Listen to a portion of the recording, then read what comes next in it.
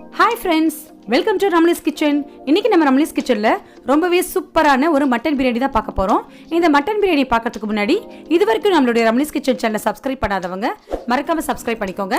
பக்கத்தில் இருக்க பெல் ஐக்கானை கிளிக் பண்ணிக்கோங்க. அப்படியே ஆளுங்கிற ஆப்ஷனையும் சேர்த்து கிளிக் பண்ணிக்கோங்க.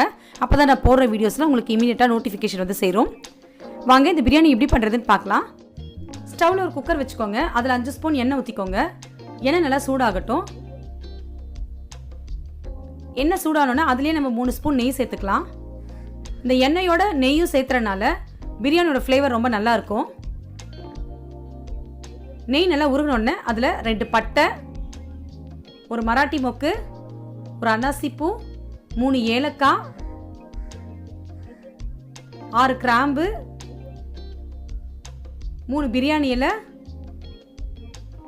1 ஸ்பூன் சோம்பு, அதிலே கொஞ்சம் கடல் பாசி சேர்த்துக்கலாம். மீடியம் ஃப்ளேமில் வச்சு அதை நல்லா வதக்கிக்கலாம். பிரியாணிக்கு நல்ல ஃப்ளேவர் கொடுக்குறதே இந்த ஸ்பைசஸ் தான். ஸோ மீடியம் ஃப்ளேமில் வச்சு நல்லா வதக்கிக்கோங்க. இதை 5 பெரிய வெங்காயம் நீட்ட வாக்கில் நறுக்கினதை இதில் சேர்த்துக்கலாம். வெங்காயம் நல்லா வதங்கிடணும். கிட்டத்தட்ட 80% 90% வெங்காயம் வதங்கிடணும்.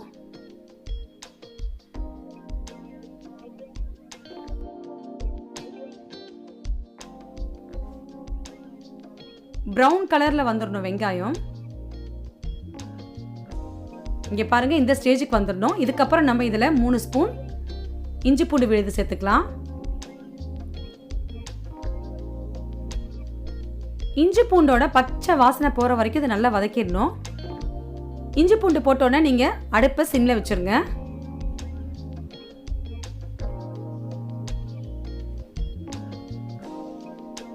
அஞ்சு தக்காளி பொடியாக நறுக்கி வச்சிருக்கேன். தக்காளி சேர்த்துக்கலாம்.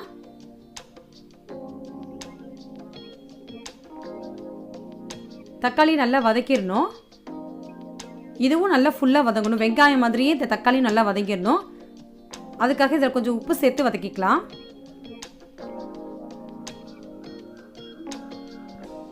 உப்பு சேர்த்தா நமக்கு சீக்கிரம் வதங்கிடும் தக்காளி.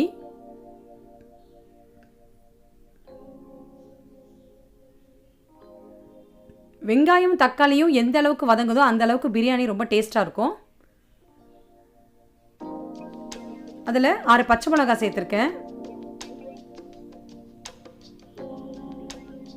பச்சை மிளகாய் காரம் அதிகமாக இருந்தால் நீங்கள் குறைச்சி சேர்த்துக்கலாம். கம்மியாக இருந்துச்சுன்னா பச்சை மிளகாய் நீங்கள் நிறைய சேர்த்துக்கலாம்.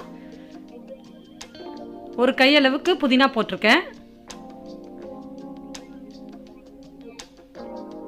புதினா நல்லா வதங்கிடணும்.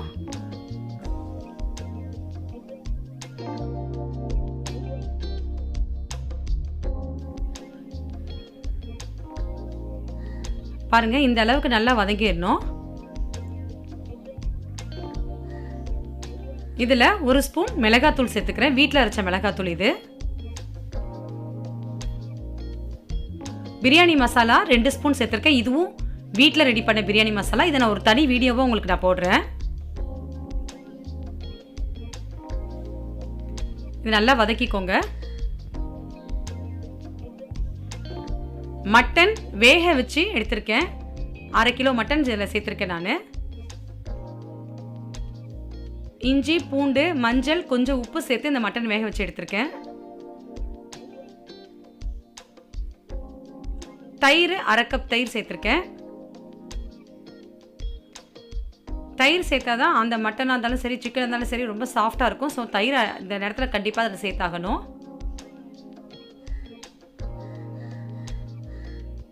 இது ரொம்ப நேரம் வேக வைக்கணும்னு அவசியம் இல்லை. ஏன்னா நம்ம குக்கர்லேயே ஆல்ரெடி வேக வச்சு எடுத்துட்டேன். மட்டனை வேக வச்ச தண்ணி 1/2 கப் சேர்த்துருக்கேன். நான் ரைஸ் 3 கப் சேர்த்தனால எனக்கு 4/2 கப் தண்ணி தேவைப்படும். 1/2 கப் கறியில் வேக வச்ச தண்ணியும் 3 கப் தண்ணியும் சேர்த்துருக்கேன். எனக்கு 4/2 கப் சரியாக இருந்துச்சு.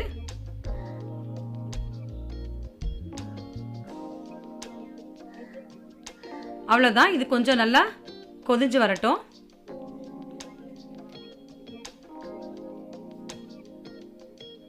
நல்லா கொதிச்சதுக்கு அப்புறம் தான் நம்ம அரிசி சேர்க்கணும். 3 கப் பாஸ்மதி ரைஸ் எடுத்திருக்கேன். 3 கப் ரைஸ் இதில் சேர்த்துக்கலாம்.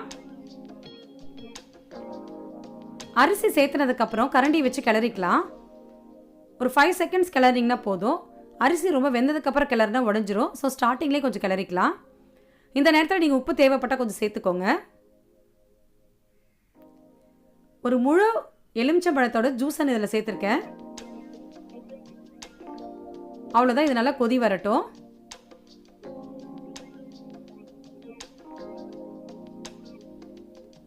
நல்லா கொதி வந்ததுக்கு அப்புறம் தான் நம்ம குக்கரை செட் பண்ணணும். இதிலே கிட்டத்தட்ட ரைஸ் பாதி வெந்திருக்கும். இதுக்கப்புறம் நம்ம மூடி போட்டு குக்கர் செட் பண்ணி வச்சிடலாம். ஒரு விசில் வந்தால் போதும். ஒரு விசில் வந்ததுக்கப்புறம் 5 மினிட்ஸ் சிம்மில் வைக்கணும். பாருங்கள், ஒரு விசில் வந்துருச்சு. 5 மினிட்ஸ் சிம்மில் வச்சுக்கலாம். 5 மினிட்ஸ்க்கு அப்புறம் கேஸை ரிலீஸ் பண்ணிடலாம். இங்கே பாருங்கள், நம்மளுடைய சூப்பரான மட்டன் பிரியாணி ரெடி ஆயிடுச்சு. கொத்தமல்லி தழை சேர்த்துக்கலாம். இந்த நேரத்தில் உங்களுக்கு தேவைப்பட்டால் நெய் கூட இதில் சேர்த்துக்கலாம். நான் ஸ்டார்டிங்கே நெய் சேர்த்தனால இப்போ சேர்த்தலை. ரைஸ் பாருங்கள், நல்லா உடையாத வந்திருக்கு. உதிரி உதிரியாக இருக்குது. ரொம்ப சூப்பராக வந்திருக்கு மட்டன் பிரியாணி.